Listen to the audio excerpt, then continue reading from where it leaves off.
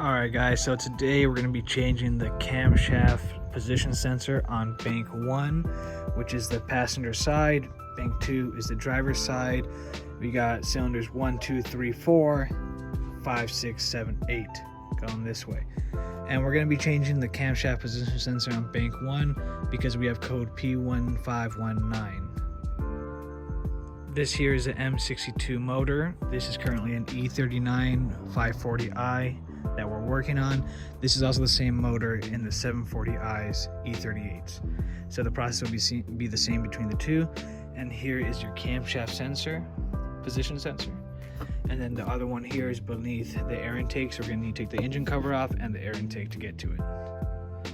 To remove the engine cover, you're gonna have to push down these 4 little locks.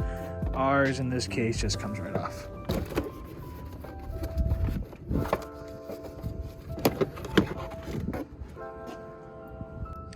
One thing to note is we're going to use this as an example because the air intake's in the way currently, but it wires all the way up to here. Same with this one. Here's the wiring, wires down, and you'll see it right there. We're just going to pop off the air intake system, the math, and there's a little 10 right there to remove this part, okay? So we're going to go ahead and do that. One thing you want to mention too is when you're buying a camshaft position sensor, especially for BMW, you don't want to buy the Chinese crap. You either want to go OEM or a nice reputable brand. We chose Delphi. Delphi is a nice reputable brand, and here's the part number if you choose to use it. See, it's made in Italy, it's not made in China like all the other eBay crap. Don't be using eBay Chinese sensors on a BMW, otherwise you're just going to give yourself more headaches.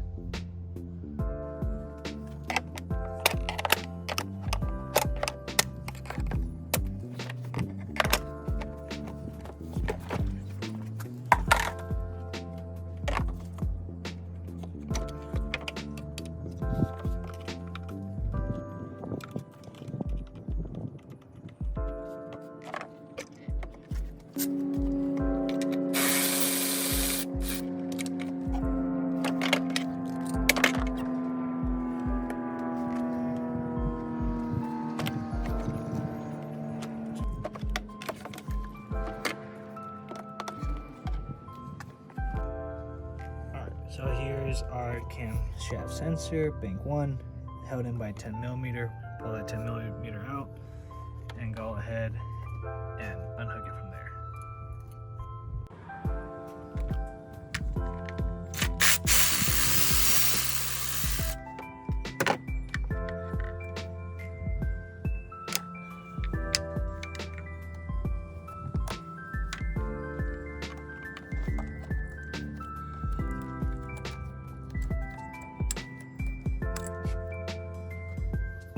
And there you have it.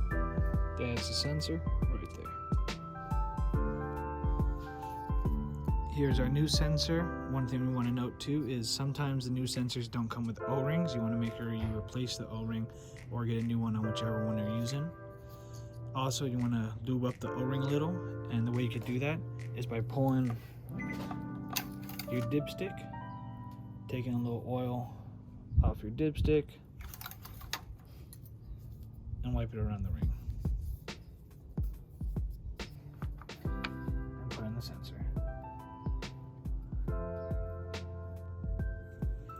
Once you got the new one in place, go ahead and plug it in and put the bolt that holds it in place. We're probably going to reroute that underneath.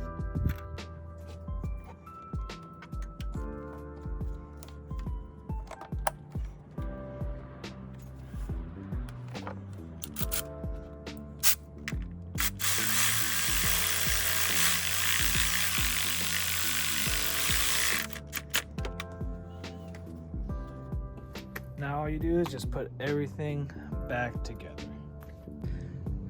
All right, and that's it. You just put it back together. Go ahead and start your car, reset the codes. And if you had to change out bank 2, that one's right here. You don't really have to remove much. And yeah, that's pretty much it. If you guys enjoyed this video, found it helpful, don't forget to please subscribe, comment, and like the video. Thank you guys. Happy New Year's.